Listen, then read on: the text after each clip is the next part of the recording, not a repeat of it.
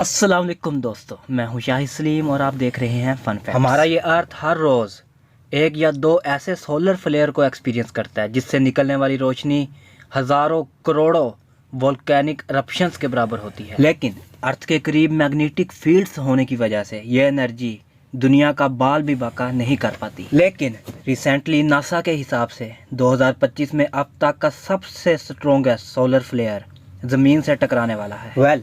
पता है 2025 में अगर ये सोलर फ्लेयर ज़मीन से टकरा गया तो इसके क्या नतीजे बरामद होंगे?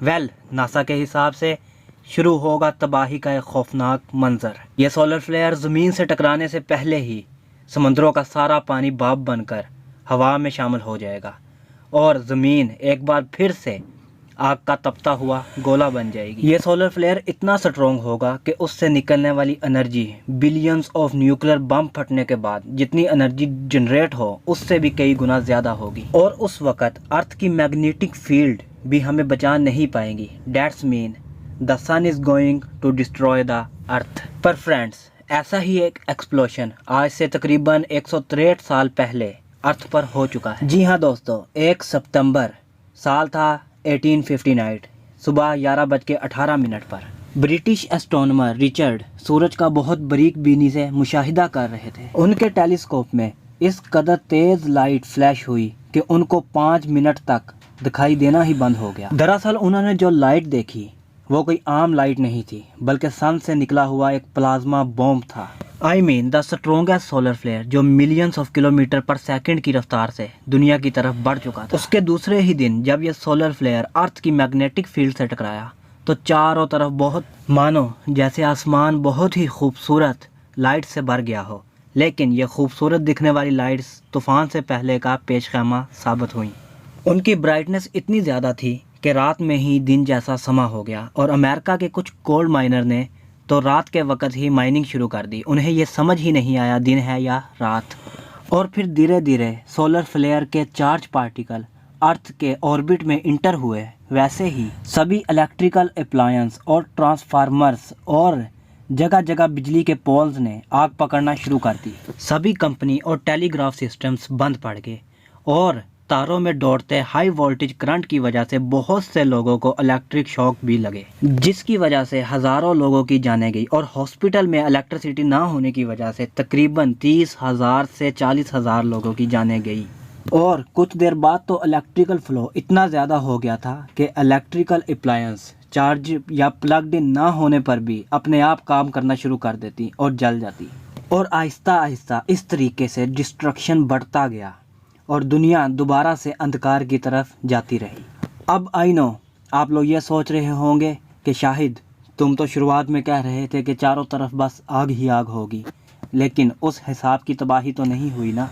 But let me tell you, ये सोलर फ्लेयर की वजह से जो तबाही हुई वो तो सिर्फ एक ट्रेलर था, क्योंकि उस दौर में जो सोलर फ्लेयर आया था वो इतना स्ट्रॉन्ग था ही नहीं। और उस ज़माने में इलेक्ट्रिसिटी यानी 1800 में इलेक्ट्रिसिटी सिर्फ डेवलप ही हुई थी और सिर्फ बहुत ही कम जगहों पर इलेक्ट्रिसिटी मौजूद थी। लेकिन अगर मैं प्रेजेंट की बात करूं तो हमारी ये दुनिया तकरीबन 99% इलेक्ट्रिसिटी पर ही चलती है। चारों तरफ छोटे छोटे गैजेट्स से लेकर बड़ी बड़ी मशीनें सिर्फ इलेक्ट्रिसिटी से ही जनरेट होती हैं। एक तो ये एनर्जी, दूसरा अभी आने वाला सोलर फ्लेयर नासा के अकॉर्डिंग पहले आने वाले सोलर फ्लेयर से तकरीबन 100 गुना ज़्यादा बड़ा होने वाला है, जिसे अगर एनर्जी में कन्वर्ट किया जाए तो यानी 1000 गुना ज़्यादा एनर्जी यानी 1000 गुना ज़्यादा तबाही। नासा ने सन में हो रहे केमिकल रिएक्शंस और सोलर फ्लेयर्स की स्टडी के लिए सूरज के करीब एक एडवांस कंपोजिशन एक्सप्लोरर यानी ACE सैटेलाइट सन के करीब रखी है। लेकिन जैसे ही वो सैटेलाइट सोलर फ्लेयर को डिटेक्ट करेगा और उसकी इंफॉर्मेशन दुनिया तक पहुंचाएगा, हमारे पास दुनिया को बचाने के लिए सिर्फ ज़्यादा से ज़्यादा 30 मिनट होंगे और इतने कम वक्त में पूरी दुनिया को बचा पाना नेक्स्ट टू इम्पॉसिबल होगा। वजह है सोलर फ्लेयर की स्पीड। नासा के कैलकुलेशन के हिसाब से 48,28,03,200 किलोमीटर पर सेकंड के हिसाब से यह सोलर फ्लेयर दुनिया की तरफ सफ़र करेगा। अब ये कैसे होगा, इसे समझने के लिए हमें सन के कोर में हो रहे केमिकल रिएक्शंस और एनवायरनमेंट को समझना होगा। नाउ लुक एट दिस, ये है सन का कोर। इसमें कॉन्टीन्यूसली केमिकल रिएक्शंस होते रहते हैं जिसकी वजह से केमिकल्स आपस में बॉन्ड भी करते रहते हैं। Now you tell me, flow of charge particle का मतलब क्या होता है? Yes, electrical current, and present of electrical current is equal to magnetic field. That's a simple physics. अब दोस्तों, सन स्पॉट्स की पिक्स तो आपने ज़रूर देखी होंगी, जिसे बेसिक टेलीस्कोप से भी कैप्चर किया जा सकता है। नॉर्मली होता क्या है, सन की ग्रेविटेशनल फोर्स की वजह से प्लाज्मा बारिश की सूरत में सन के ऊपर ही आ गिरते हैं।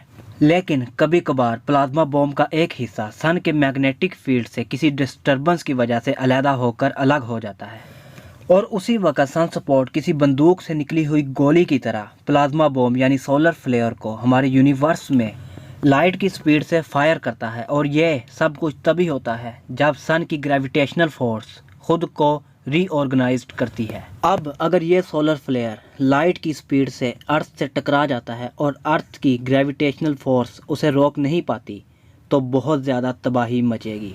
क्योंकि जैसे ही ये सोलर फ्लेयर ज़मीन की तरफ आगे बढ़ेगा, अर्थ की ग्रेविटेशनल फोर्स को शिकस्त देने के बाद ये सैटेलाइट्स को पूरी तरह से तबाह कर देगा। और सैटेलाइट्स को पूरी तरह से तबाह करने का मकसद, उन सैटेलाइट्स के पार्टिकल लाइट की स्पीड से ज़मीन की तरफ मूव करेंगे। और आप तो जानते हैं कि अगर सैटेलाइट का कोई छोटा सा टुकड़ा भी लाइट की स्पीड से अगर दुनिया से टकराए, तो पूरे पंजाब को सिर्फ एक छोटा सा टुकड़ा ही ख़त्म कर सकता है। और यहाँ पर किसी एक सैटेलाइट के टुकड़े की बात बिल्कुल नहीं हो रही, यानी कि ज़मीन के गिर्द जितनी भी सैटेलाइट्स गर्दिश कर रही हैं, उनके टुकड़े बारिश की तरह ज़मीन पर बरसेंगे। यानी 6500 सैटेलाइट्स और मिलियंस ऑफ इब्रीज जो कि अर्थ के मदार में गर्दिश कर रही हैं। अब इसका अंजाम तो आप समझ ही सकते हो। चलो मान भी लेते हैं कि इससे हम बच गए, लेकिन फिर भी उन चार्ज पार्टिकल में जो इलेक्ट्रिसिटी गर्दिश कर रही है, उसकी वजह से हमारे होम अप्लायंस की तमाम चीज़ें उसी वक्त बेकार हो जाएंगी। यानी अगर ट्रांसमिशन टावर्स ही नहीं, तो ये तो ऑफिस है कि इलेक्ट्रिसिटी आउटेज हो जाएगा। और इसका सबसे पहला इफेक्ट पड़ेगा ट्रांसपोर्टेशन, और ट्रांसपोर्टेशन तो पूरी तरह से बंद हो जाएगा। इमेजिन करो, हर किस्म की इमरजेंसी सर्विसेज मुअत्तल हो जाएंगी या मुकम्मल तौर पर बंद हो जाएंगी। और सोचने की बात तो यह है कि लोग अपनी लिफ्ट्स में ही ट्रैप हो सकते हैं और सफोकेशन की वजह से वहीं पर दम तोड़ सकते हैं। इमरजेंसी सर्विसेज अवेलेबल नहीं होंगी, और जो लोग पहले से हॉस्पिटल्स में मौजूद होंगे और जो लोग वेंटिलेटर पर होंगे, वो तो बिल्कुल भी सर्वाइव नहीं कर सकेंगे, क्योंकि इलेक्ट्रिसिटी मौजूद होगी ही नहीं। और इस सबसे बड़ा लॉस दुनिया भर की जीडीपी को होगा, क्योंकि दुनिया भर में सबसे ज़्यादा इलेक्ट्रिसिटी ही यूज़ की जाती है। तो दोस्तों, अगर आपको आज की हमारी वीडियो अच्छी लगी तो हमारी वीडियो को लाइक, हमारे चैनल को सब्सक्राइब और बेल आइकन को दबाना मत भूलिएगा, ताकि आपको हमारी आने वाली वीडियोस बर वक्त मिल सके। और ऐसी ही फन और फैक्ट्स से भरपूर वीडियोस देखने के लिए हमारा चैनल फन फैक्ट्स सब्सक्राइब ज़रूर करें। मिलते हैं किसी नेक्स्ट वीडियो में किसी नेक्स्ट टॉपिक के साथ। तब तक के लिए अल्लाह हाफिज़।